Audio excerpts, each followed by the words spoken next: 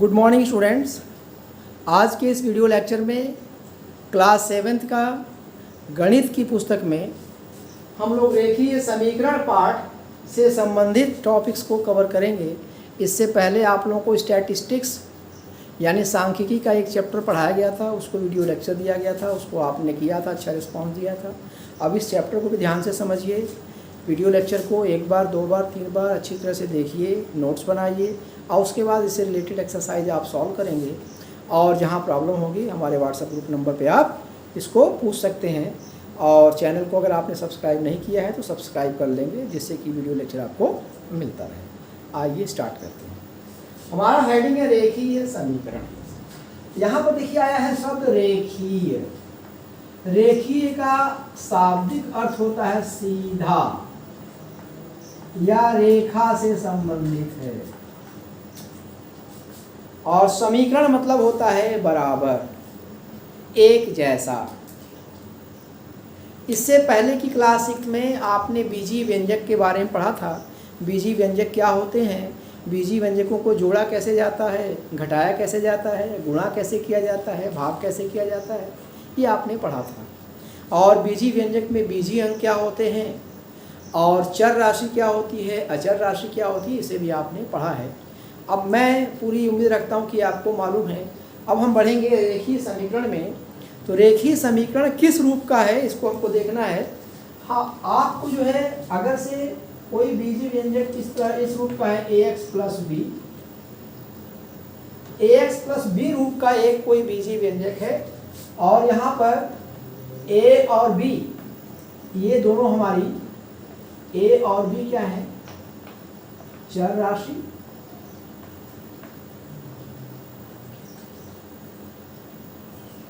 चर राशि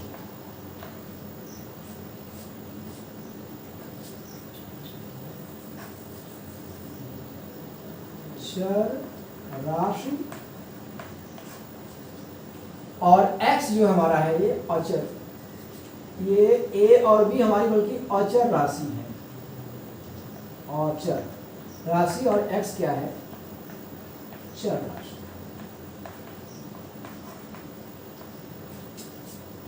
a और x, ax प्लस b रूप का जो बीजीय व्यंजक है वो रेखीय व्यंजक कहलाता है या लीनियर अलजेब्रिक एक्सप्रेशन कहलाता है। क्यों कहलाता है, इसमें आप देखिए जो चर राशि x है इस पे घात कुछ नहीं लगा तो 1।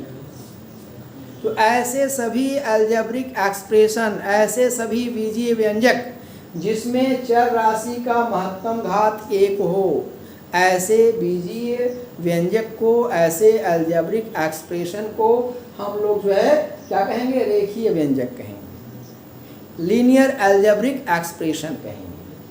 और इसमें साथ साथ में आपको ये भी देखना है a is not equal to 0।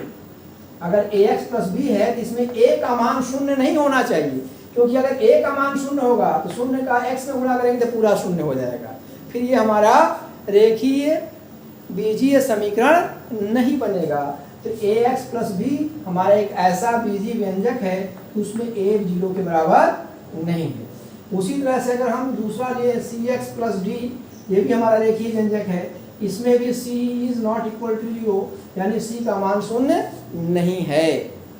तो इसको हमको दो पार्ट में पढ़ना है समीकरण को।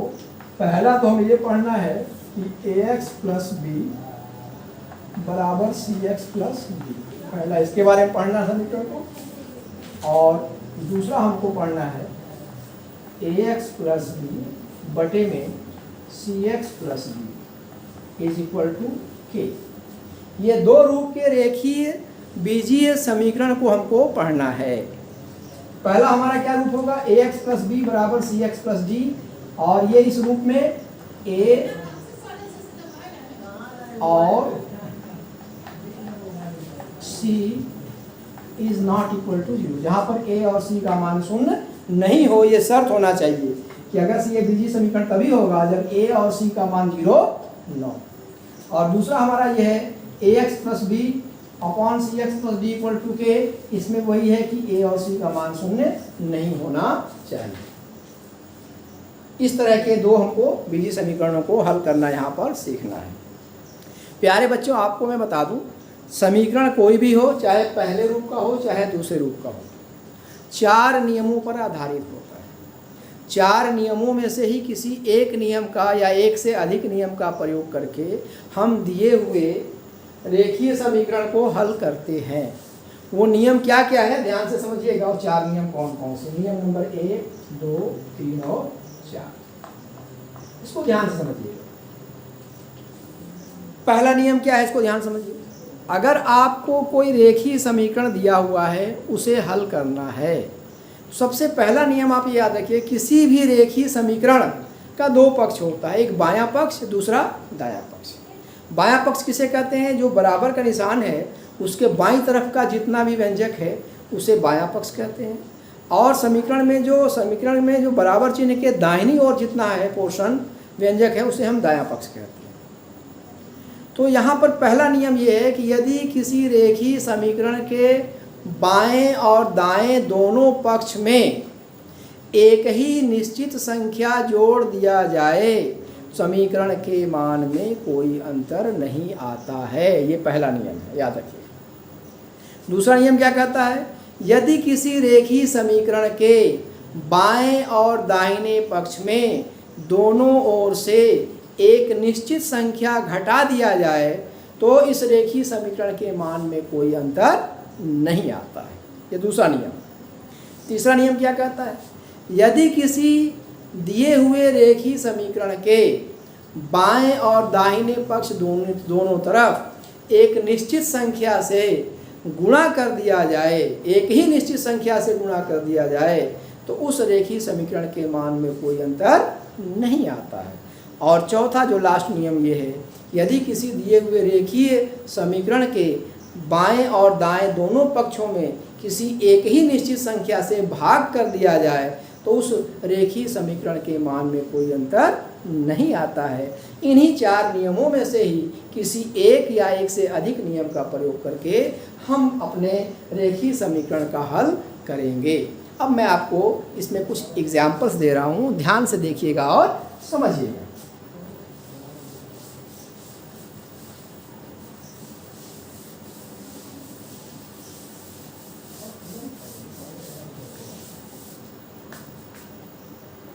यहाँ देखिए मैंने चारों तरह का लिखा है। पहला हमारा एक है समीकरण 2x धन 3 बराबर 5। दूसरा हमारा है 3x ऋण 4 बराबर 9। तीसरा हमारा है 6x धन 5 बराबर 18। चौथा हमारा है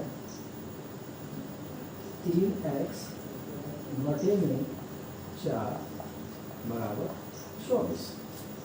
मैंने यहाँ पर आपको 4 रेखीय समीकरण लिखे हैं, इसको हल करना है। ध्यान से देखिएगा, ये बराबर चिन्ह है। बराबर चिन्ह का एक इस तरफ संख्या है, एक इधर है, इधर और इधर, इधर ये इतना इधर। बराबर चिन्ह का ये बायां साइड है, ये बायां पक्ष है, बायां पक्ष।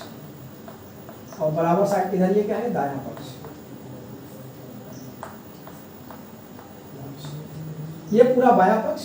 पहले समीकरण में 2x + 3 बायां पक्ष, दूसरे समीकरण में 3x - 4 बायां पक्ष, तीसरे समीकरण में 6x + 5 बायां पक्ष और चौथे समीकरण में 3x/4 बायां पक्ष है।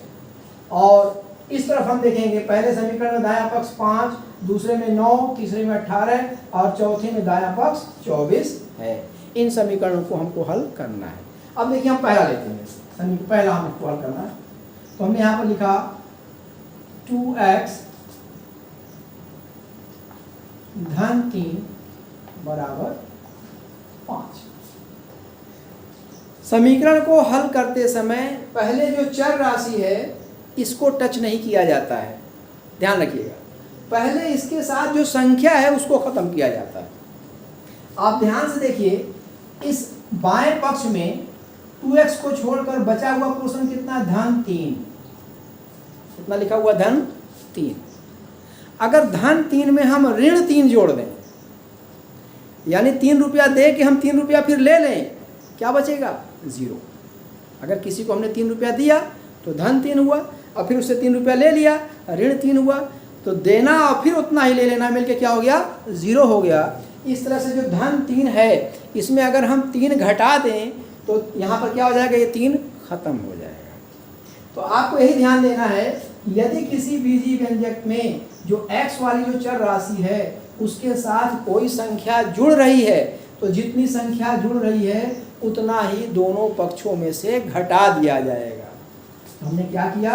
यहाँ पे लिखा या 2x धन 3 बराबर 2x धन 3, इसमें से क्या घटाया? ऋण 3 बराबर 5 ऋण 3। क्या किया हमने? दोनों पक्षों में से, समीकरण के दोनों पक्षों में से 3 घटाया। 3 ही क्यों घटाया? क्योंकि इसमें क्या जुड़ रहा था? 3। तो हमने 3 क्या कर दिया? घटा दिया। तो हमारा क्या मिला? या धन 3 और ऋण 3 कट गया, 2x बराबर 5 में से 3 गया, क्या बचा? 2। अब यहाँ पर x वाले भाग में x में कितने का गुणा हो रहा है? 2 का। ध्यान दीजिएगा, x में गुणा कितने का हो रहा है? 2 का। हमको मान किसका निकालना है? x का। तो जब किसी चर राशि में किसी निश्चित संख्या का गुणा हो रहा हो तो उसको खत्म करने के लिए उतने से ही दोनों तरफ हम भाग दे देंगे। तो यहाँ x में 2 का गुणा हो रहा है, तो हमने फिर क्या? या 2x, इधर भी 2 का भाग दिया हमने, बराबर 2 में इधर का भाग दिया। दोनों पक्षों में 2 से भाग दिए। 2 से ही क्यों भाग दिए? क्योंकि x में कितने गुणा हो रहा था? 2 से।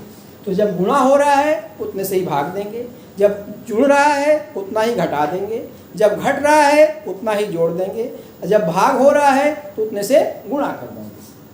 तो यहाँ 2 से 2 में भाग दिए, 2 एकम 2 कट गया, यहाँ पे 2 एकम, या x बराबर हमारा कितना आ गया? 1। ये इस तरह है। इस तरह से आपने देखा, एक निश्चित संख्या को घटाकर और एक निश्चित संख्या से भाग दे करके हमने अपने समीकरण को हल कर दिया। इसी तरह से इसमें घटाने का भी नियम आ गया और जो है भाग का भी आ गया। अब यहाँ भाग है, इसमें गुणा वाला हो जाएगा। अब देखिए, हम आपके सामने चौथा वाला पोर्शन हल कर रहे हैं क्योंकि इसमें भाग है। ध्यान से देखिएगा,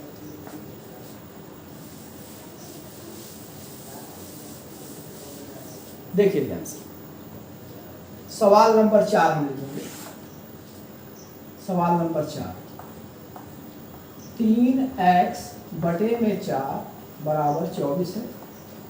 इसको हम इस तरह लिख सकते हैं, या 3 बटे 4x बराबर 24।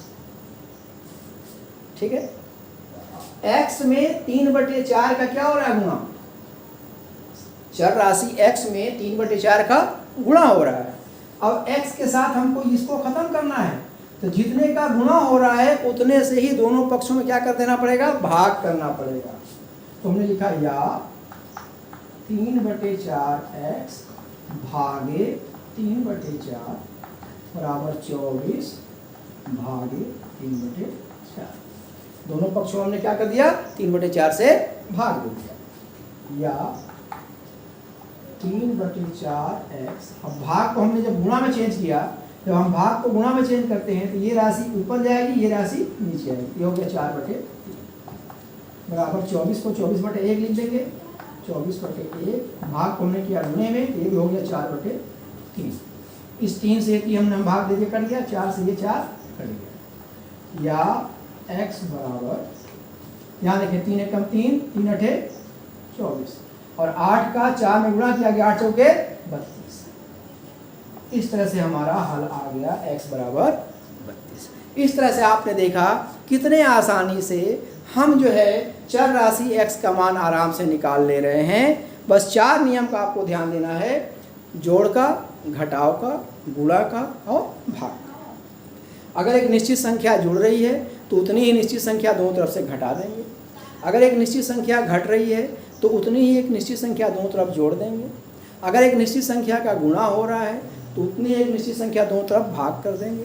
अगर एक निश्चित संख्या का भाग हो रहा है तो उतनी ही निश्चित संख्या का दोनों तरफ गुणा कर देंगे। ये 4 नियम में से किसी एक का नियम को आपको लगाना है। अब हम ये ax प्लस b वाला फॉर्म का था। अब हम देखेंगे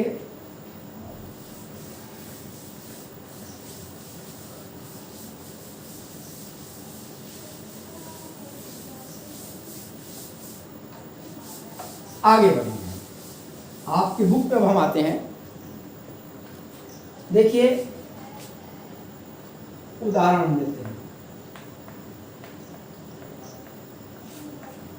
हमने लिया 2x धन 3 बराबर 3x माइनस 10। ये हमारा एक समीकरण है। इस समीकरण से हमको x का मान निकालना है। आप इसको देख रहे हैं, ये हमारा ax प्लस b है और ये हमारा cx plus cx minus b, या आप यहाँ पर प्लस ही कर लीजिए, ax प्लस b, यहाँ पर cx प्लस। a का मान देख रहे हैं यहाँ पर 2, c का मान 3।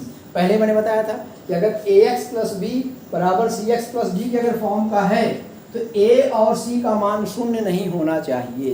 यहाँ a का मान भी शून्य नहीं है और c का मान भी शून्य नहीं है, यानी इस समीकरण को हम हल आराम से कर सकते हैं। अब आगे हम इसको लिखेंगे। तो जब समीकरण के दोनों तरफ x हो तो समीकरण के दोनों तरफ में से किसी एक तरफ का x वाला जो जितना पूरा पोर्शन है उसको हम खत्म कर लेंगे। या तो आपको 2x खत्म करना है या 3x खत्म करना है, आपके ऊपर। मान लीजिए हम 3x को खत्म करना चाहते हैं।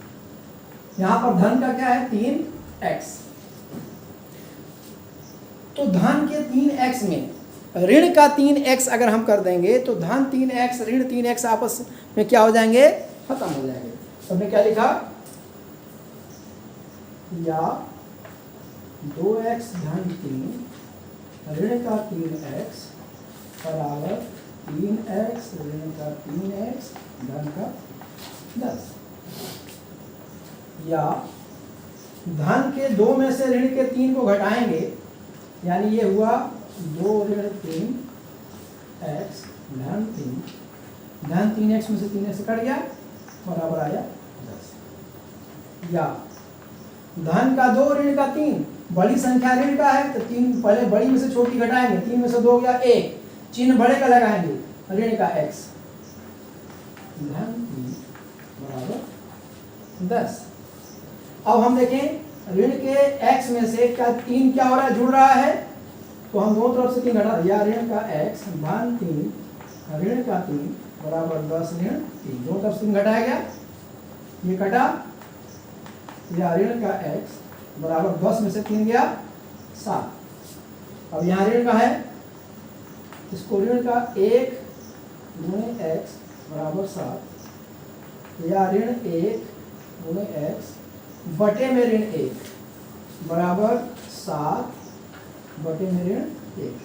ऋण 1 से ऋण 1 कट गया और ऋण 1 से इसमें भाग देंगे ऋण 7 हो जाएगा, या x बराबर ऋण 7। ये हमारा इस तरह से आपने देखा कितने आसानी से हम समीकरण को हल कर ले रहे हैं। अब आपको मैं ये सजेस्ट कर रहा हूँ कि आप अपनी टेक्स्ट बुक में, आपकी टेक्स्ट बुक में रेखीय समीकरण इकाई 6, कक्षा 7 के सभी स्टूडेंट समझ लें, रेखीय समीकरण इकाई 6 अभ्यास 6A, अभ्यास 6A के प्रश्नों को आप हल करेंगे और हल करके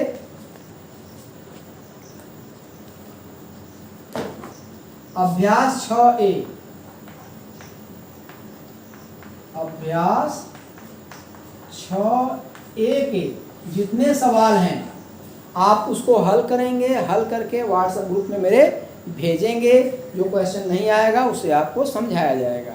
इससे मुझे अंदाज रहेगा आपको कितना समझ में आया, कितना नहीं समझ में आया। सभी स्टूडेंट्स खूब अच्छे से गौर से सवाल को करें और समझें, और जिन्होंने चैनल को सब्सक्राइब नहीं किया वो सब्सक्राइब कर लेंगे ताकि सब वीडियो लेक्चर उनको मिलता रहे।